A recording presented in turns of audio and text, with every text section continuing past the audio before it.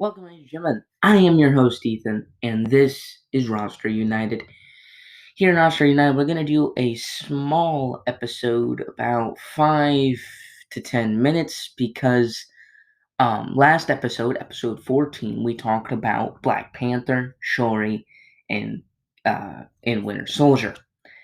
And I don't know if you guys catched it or not. I went through that episode and I kind of said who I liked and who I kind of put last, who's kind of second, and who's first. I kind of said that last episode, so this episode won't be long. Again, if you don't know what I'm talking about, or you don't know what characters, or you forgot a little about the stats and stuff, don't worry, you're not in trouble. Just go back to episode 14, which should be the part 1 of Wakanda Forever, and and go there, listen to that podcast, at least the main points, and then you should be fine. Just so you can get an idea of the character and what I'm talking about. Anyway, with that in mind, let's begin. So we're going to start from least to greatest. Like always, we're going to start with number 3, which is the number 3 character, third place in this box. Well, personally for me, I think it's Winter Soldier. We saw here last time in the last episode, I explained that Winter Soldier is a great hitter, but again, he has that problem like Spider-Ham. He has the same problem like Ant-Man, where he has lots of one symbols, but he can't do anything else. Now, that doesn't mean that he won't do a lot for your team. If you team him up with other characters, he'll do fine, especially ones that can move him around and that can give him heroics. I think that is great. He's a good character, but again, he just has that hits, which is fine. Sometimes you need the hits. Sometimes you need a big hitter in the game, but sometimes you don't. So, with that in mind, yeah, he can't really do that much. His ability gives him even more hits. So, he's all around. He's probably the most. He probably has the most hit symbols than any other character right now because wow, like Winter Soldier is amazing. And personally for me, I think is great. But again, if you look at his stats or his number of symbols, you see he only has one heroic, which is really, really bad. I actually checked other characters in all the boxes and in the website and all that stuff. I've checked. One heroic is the worst number for a character right now, and that Winter Soldier has only one heroic, so he is the worst in heroics. 3 moves. Some people have only 2 moves or 3 moves, so he's not the only one, but that's really low. And of course, 3 wilds is normal, but A plus on the hits. I can't lie, A plus on that. Plus another A plus thanks to his ability, he can get even more hits, which is great. But he can't really do anything else. He's not flexible, and he's not flexible to do anything in the game, and yeah, so on and so forth.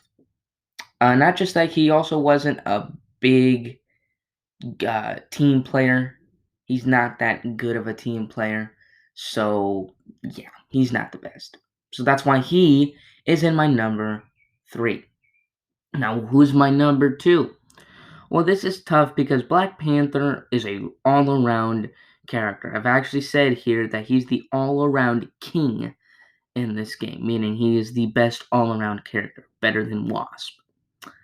And Shuri here, she doesn't really move nor hit, but she has lots of wilds, and she has lots of heroics.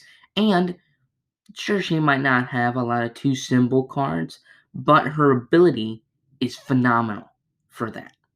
Her ability is great for the team playing wise, and that is phenomenal. She can literally recharge or give more cards or health to other characters, and not just that, also giving them a wild token, which is really, really nice.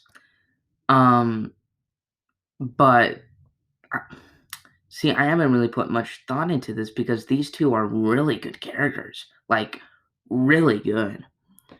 Um, Man, that is wow, that's tough. You know what? Number two, it's gonna be Shori. I'm gonna put it like that because Shori is great, but she can't move nor hit. But she can do lots of wilds, which she can basically replace those hits and move stats. But you know, other than that, she's good. She's not the best team player, but again, with her ability, she's one of the best ones, honestly. 6 wilds, 6 heroics, that is phenomenal. She could save lots of people. She can clear threats. She can do almost anything with those wilds, which is really, really helpful.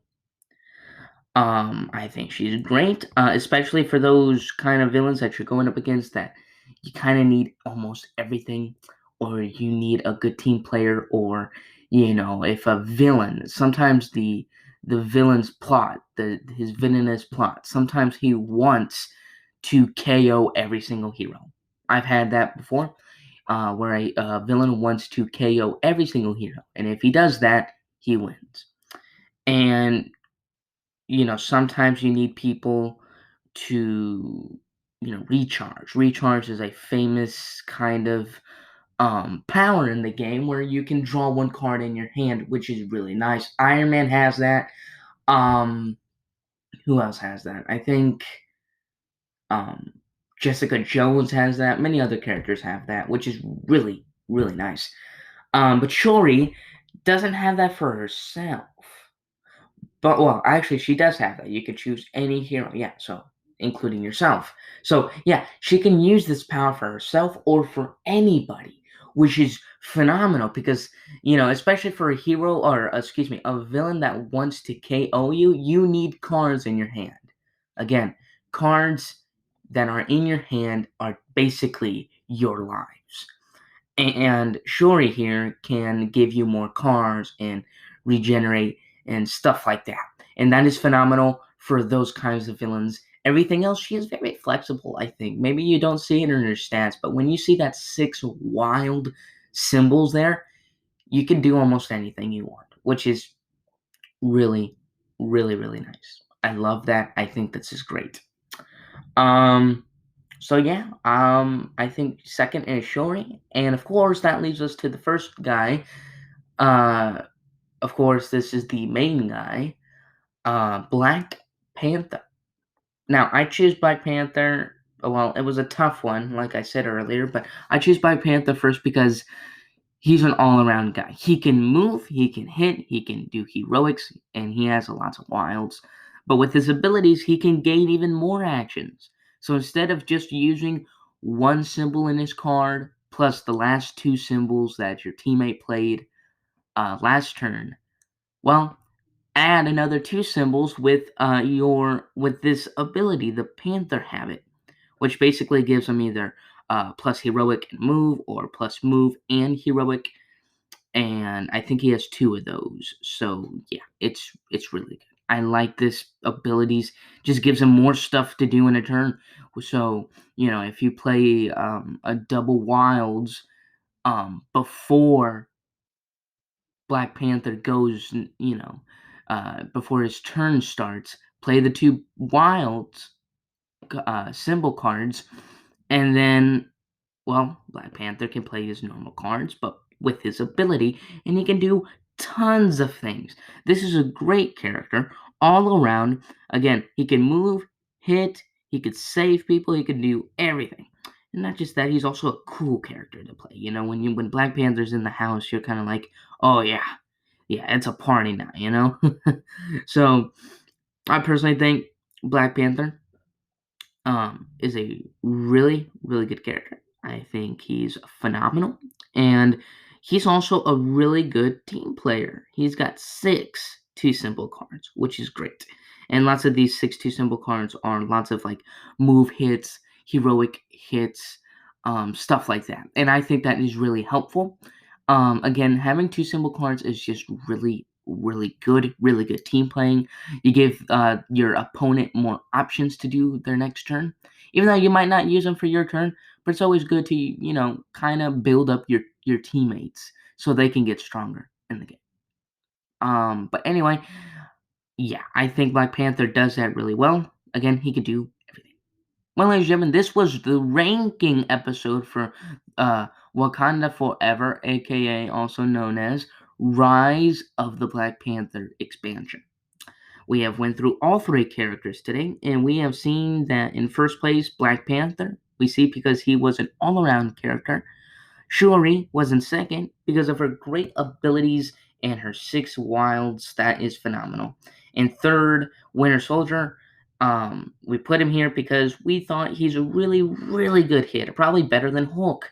But that's it. He can't do anything else. Well, ladies and gentlemen, this was Roster United episode 15. Can you believe it? 15. I can't believe it. Thanks for everybody who is listening to. Again, try to get more people in this because we're growing. I've came up with new ideas for getting more people inside the podcast. I've been playing more games, doing more scenarios, doing a cool thing because we're gonna try a different kind of podcast where we're gonna put up a situation and we're just gonna talk about that. Like, for example, what if Red Skull's at this point of the game and you have these characters with these cards? What do you do? That kind of stuff. And we could just give you some more intel, some more gameplay, and just how to do better in the game. Um, if you haven't been winning a lot lately, that is okay. I know personally myself that this is a very hard game. Not hard that it's hard to play or hard to learn the instructions. It's just hard as in the strategy wise, because the villain can do lots of stuff and so on and so forth. But anyway, thanks for all your support. Thank you for listening. Please stay safe. I am your host, Ethan, and this is Roster United. Have a good day.